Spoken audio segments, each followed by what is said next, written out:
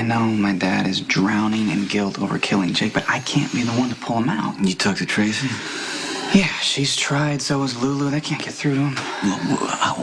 What makes you think I'm going to be able to? I don't know. I mean, you're more objective. Besides, you guys have known each other for years, and he respects you. I've extended the same courtesy because I don't tell your dad how to live his life. No, that's not what I'm asking, Sonny. All I'm asking is that you show up for my dad so he doesn't have to keep burying his feelings at the bottom of a bottle. Luke doesn't need a friend. He needs a son.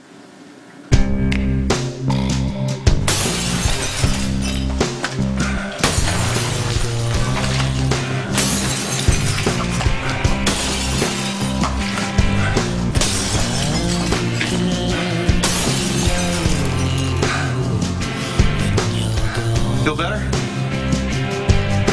Didn't think so.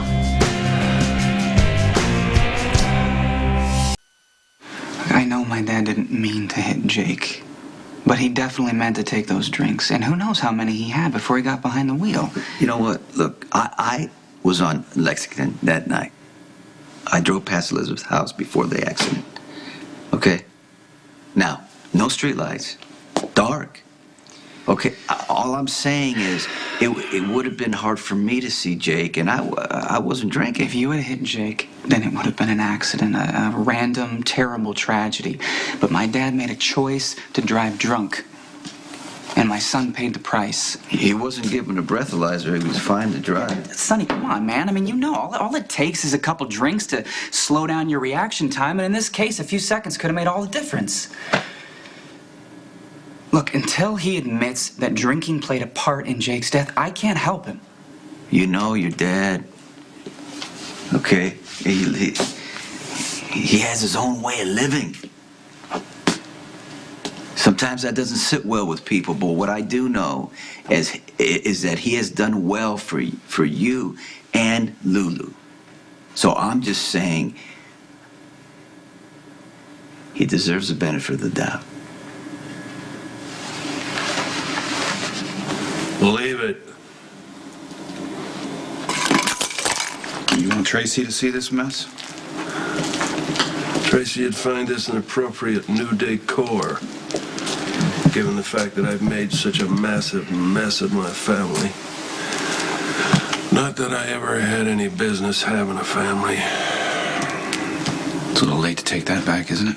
Yeah, it's about 30 years too late. You know, let that be a lesson to you, young Nick. Always trust your gut. As soon as Laura suggested that we put down roots, I felt the air get sucked right out of the room. I'm not the white picket fence kind of guy. I never was, as my children will be happy to tell you. Well, I can tell you that your children love you in spite of any shortcomings you may have as a parent, Luke. And I can tell you I can't count how many times I felt that those loving children were nothing but an anchor around my neck, weighting me down.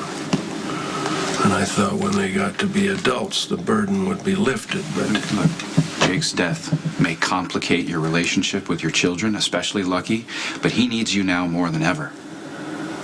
You need to find a way to forgive yourself.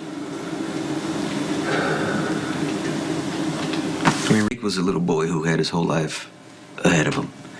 And it doesn't seem fair that, you know, he's not going to get a chance to live it. And you want to blame somebody, what parent wouldn't?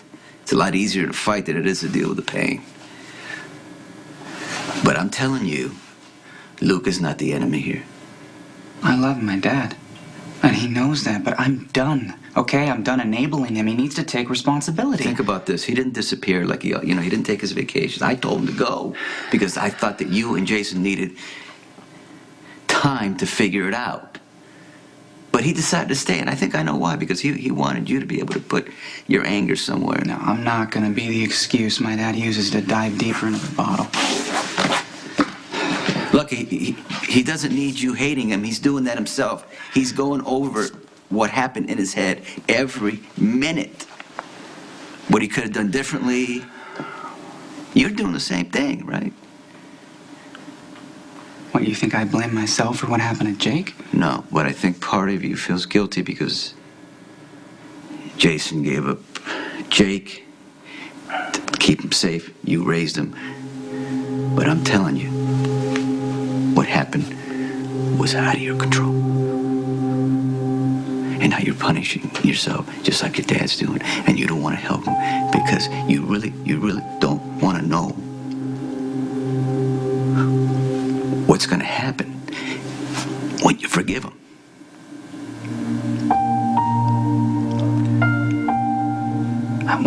I want to be able to do that, man. I do. But right now, I can't get that image out of my head of my father throwing back a couple of shots before he got in his car and killed my son. Well, if you're here to drown your sorrows, feel free to lap up any pools of liquor you see around. I'm about to open a bottle of personal reserve. I'm here because of Lucky. I think the two of you can help each other if you would just stop wallowing for a minute and listen to me. I'm not interested. Well, that's probably a good thing, as I care far less about how you fare in all of this compared to my brother. Your lack of concern for me is appreciated, and I'm sincere about that. I'm so sick of hovering and empathy. Just do something, anything, to prove that you're the man that your kids think you are. Nicholas, leopards don't change their spots. I'm sorry to disappoint you. This is who I've always been. Oh, come on, Luke. That's such nonsense.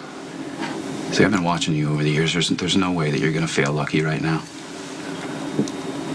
I already did. I failed him in the worst way by sleeping with Elizabeth, and I did that deliberately.